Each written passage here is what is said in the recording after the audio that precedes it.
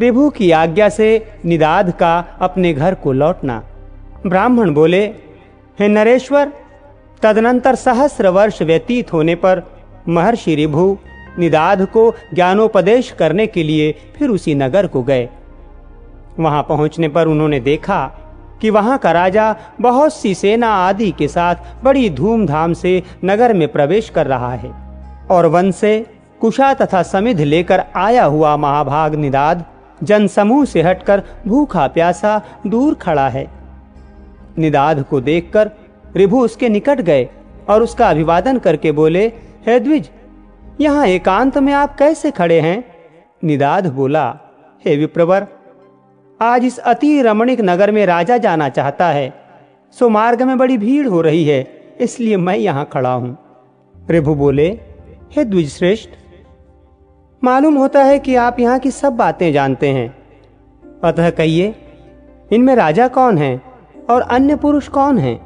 निदाद बोले, ये जो पर्वत के समान ऊंचे मत्त गजराज पर चढ़ा हुआ है वही राजा है तथा दूसरे लोग परिजन हैं। ऋभु बोले, आपने राजा और गज दोनों एक साथ ही दिखाए, किंतु इन दोनों के पृथक पृथक विशेष चिन्ह अथवा लक्षण नहीं बतलाए। अतः हे महाभाग, इन दोनों में क्या क्या विशेषताएं हैं ये बतलाइए। मैं ये जानना चाहता हूं कि इनमें कौन राजा है और कौन गज है। निदाद बोले, इनमें जो नीचे है वो गज है और उसके ऊपर राजा है। हे द्विज, इन दोनों का बाह्य वाहक संबंध है, इस बात को कौन नहीं जानता?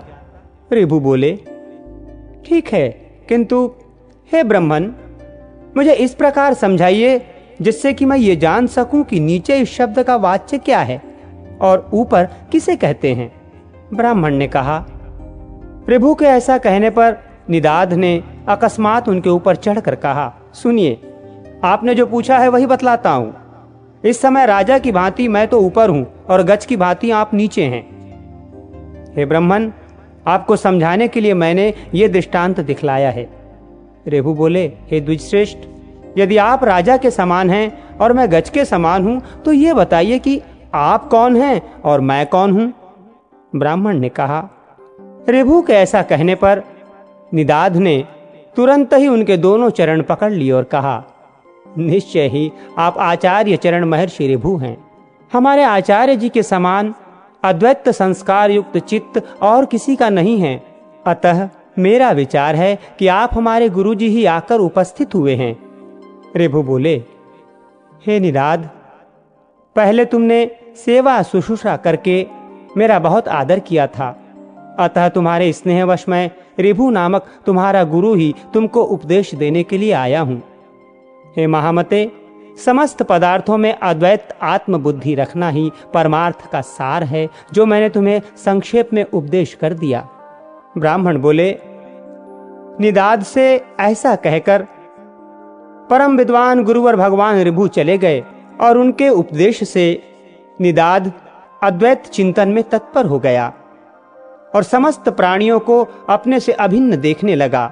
हे धर्मज्ञ, हे पृथ्वीपते, जिस प्रकार उस ब्रह्मपरायण ब्राह्मण ने परम मोक्ष पद प्राप्त किया, उसी प्रकार तू भी आत्मा, शत्रु और मित्रादि में समान भाव रखकर अपने को सर्वगत जानता हुआ मुक्ति लाभ कर।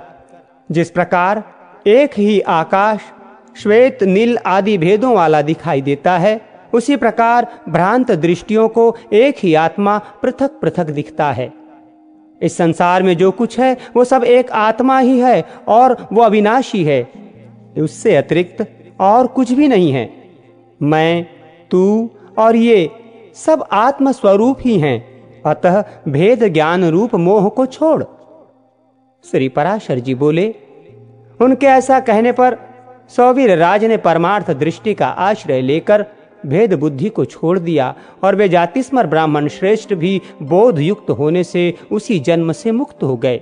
इस प्रकार महाराज भरत के इतिहास के इस सारभूत वृत्तांत को जो पुरुष भक्ति पूर्व कहता या सुनता है, उसकी बुद्धि निर्मल हो जाती है, उसे कभी आत्मविस्मृति नहीं होती और वो जन्म जन्मांतर में मुक्ति की योग्यता प्राप्त कर लेता है।